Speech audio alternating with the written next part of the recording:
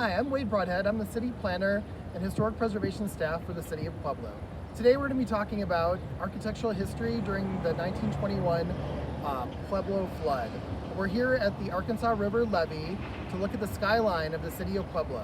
And what you see behind me is remarkably similar in a lot of ways to the skyline that it was in 1921. In 1921, Pueblo had just minted its downtown. A lot of the buildings that we think of as the most famous historic buildings in downtown Pueblo had just been finished within the last 10 years, and this existing skyline of Union Avenue in South Pueblo was already formed. And it's that city that the flood washed over in 1921. It was a city in architecture in a style of transition. There was a number of transitions that were happening architecturally with methods of construction, as well as socio and politically. And that area is the area we're going to go and look at today. And we're going to talk about the different styles of architecture and the impact that the flood had on the buildings and the buildings that we lost, as well as most of the buildings that we saved but had a major impact.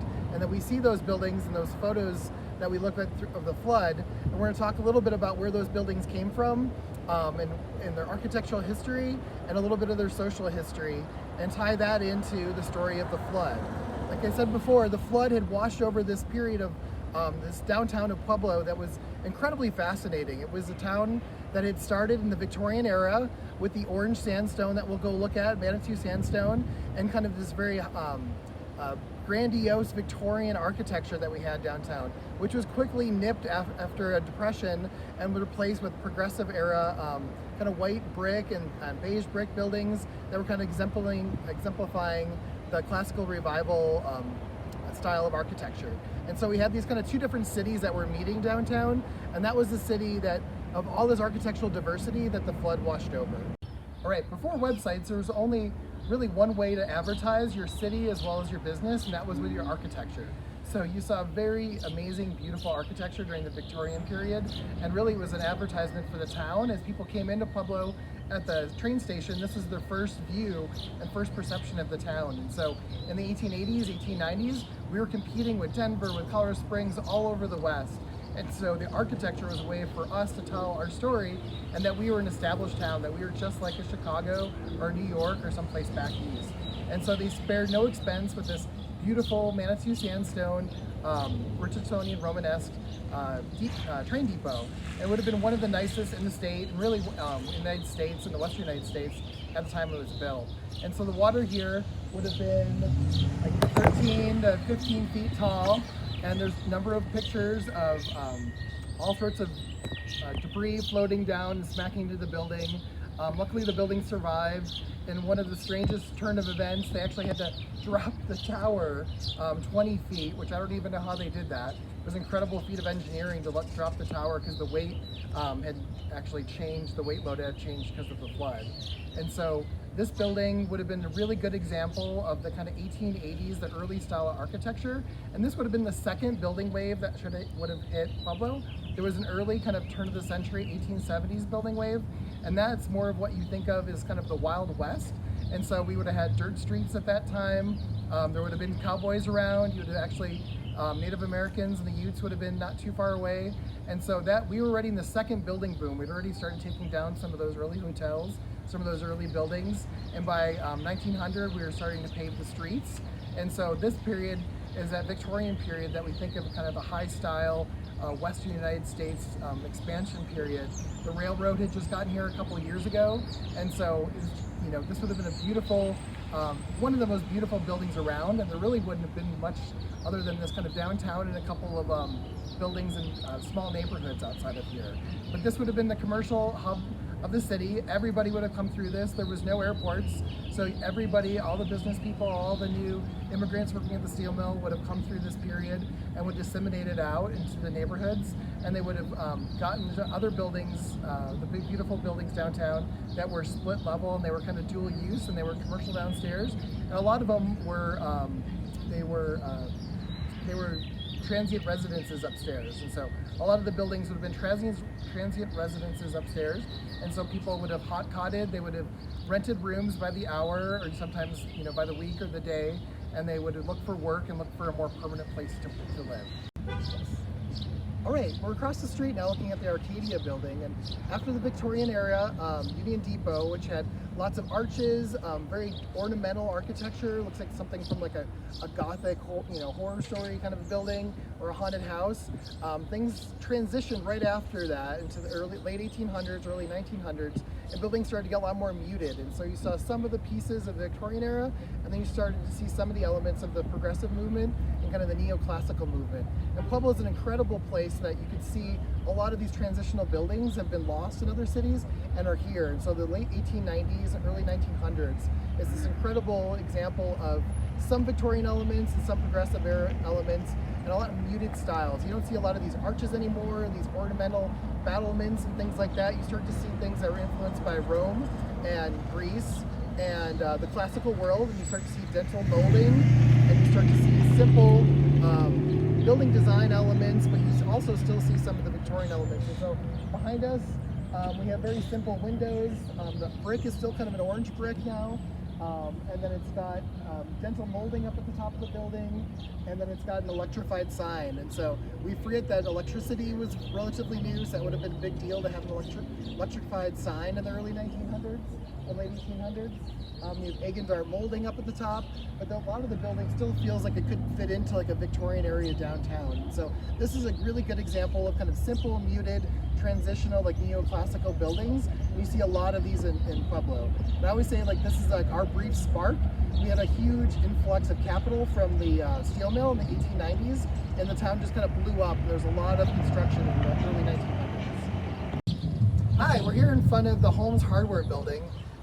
This is a good example of kind of another transitional architectural style that you find in Union Avenue. This is the kind of the heart of the Union Avenue Historic District now. We're just down the street from the Union Depot, and this would have been, again, ground zero during the flood. A lot of the most famous pictures are taken with this building in the background. It would have been, it's got a really interesting architectural style because it was half commercial building and it was half industrial building. It was served at the rear by the railroad tracks that were back there. And so back in the day, this would have been the neighborhood Home Depot, this would have been the neighborhood Lowe's. You would have come here to get all sorts of different things, a lot of hardware, lumber, building supplies, as well as home decor and other things. But this building is a really good example of this transitional style. And so it's got red brick, but it's got paired windows and arches that you see on Victorian architecture. But then at the top, it's got this dental molding cornice that runs around the top of the building. And again, it's kind of a muted style because this would have been, when it was built, sort of had like a very functional, pragmatic purpose. It would have, been loaded by a lot of different heavy lumber and stuff like that.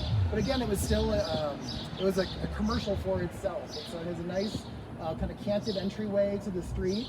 And it's kind of interesting that, the building loads right next to where the bridge goes up, so it had a very interesting location. And it's got rosettes on the very muted pillars that it has. They're very evocative of Greek and Roman architecture. But the other building kind of feels like maybe, a simplified version of a Victorian building. It's got the loading dock, and so this is one of my favorite buildings in Pueblo. It's got a mix of Victorian progressive era, it's commercial, it's industrial, and it's just about to go in a whole nother kind of era of significance with a major renovation, and we're going to see a lot more activity here soon.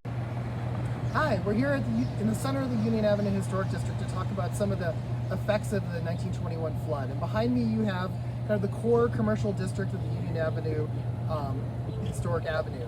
And so there's lots of different buildings from the 1880s to the 1920s, but what you see behind me is a bunch of really interesting buildings. There's storefronts during the flood. A lot of the storefronts actually fell off.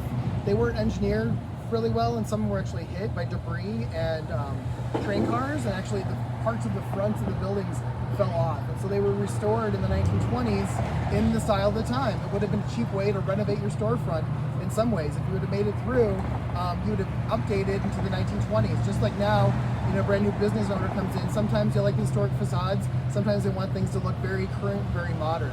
So if you look behind, it's very simple, very flat. You've got kind of the windows with eyebrows on them, the 1920s windows, and then you got sign plates for the buildings. And so that's where they actually advertise the businesses inside, name of the building. And so you have a lot of these kind of 1920 elements and what I think is probably 1890s or early 1900s buildings. So a lot of the earlier buildings were able to be restored to be able to be fixed up, and some of the buildings weren't able to hold up as well, and so the facades were replaced and repaired in the style of the day. All right, we're here at our last stop on the tour, in front of one of my favorite buildings, City Hall.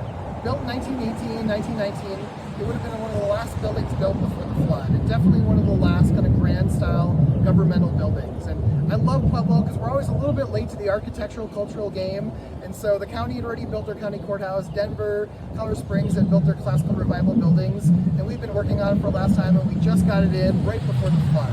And it has Memorial Hall attached to the back, which is a memorial to World War I soldiers, which we don't even really think about anymore. And when we were constructing and doing the rehab of this building a couple of years ago, we found a lot of the construction photos. A lot of the crews that built this were very diverse groups of people. So there was a lot of Mexican-American immigrants and a lot of different immigrants from around the world who worked on the construction of this building. But this is one of our best, kind of small compared to other cities, classical revival, Beaux-Arts, neoclassical buildings. And so again, this building is highly influenced by Rome and Greece. It's got fluted columns, it's got laurels, it's got egg and dart molding in places. It's really just kind of a huge smorgasbord of classical hints and elements that are talking about what this building's purpose is. And at the time, a lot of people wouldn't have been educated. And so this building would have been telling the people, this is the governmental building because it looks like governmental buildings in other places. And really the style is to say, like, this is a very serious building. This is a building where you need to basically straighten your tie up. You need to come dressed up, and it's a very serious building. And so this is where government is going to be held. This is where to make a lot of important decisions about the city. So this building would have been absolutely brand new when the flood hit. It would have been at ground zero, and the river would have been nearby, and it would have been flooded and then had to have been cleaned out. And so this survived the flood, and Memorial Hall survived the flood and went on to be one of the premier locations of entertainment in the city. And so architecturally speaking, there's a lot going on in this building, but it's a lot smaller and a lot more muted than architectural buildings like the Pueblo County Courthouse, as well as buildings in Denver. So we always get a feel of every architectural style in America, but we kind of get a smaller version of it. And Union Avenue is a great architectural zoo, a lot of people call it, or architectural museum. We have a little piece of every architectural style in the Western United States from the 1870s on until the 1980s. And so you get to see a little piece of every architectural style, and this one is a really, really good example of the neoclassical style. But then you can kind of block the time frames from the 1890s all the way on up into the 1920s and later. You get a feel for every single style. So within 4 or 5 blocks, you can get a feel for all of American architectural history and all of our legacy, and like the time it takes you to eat an ice cream cone.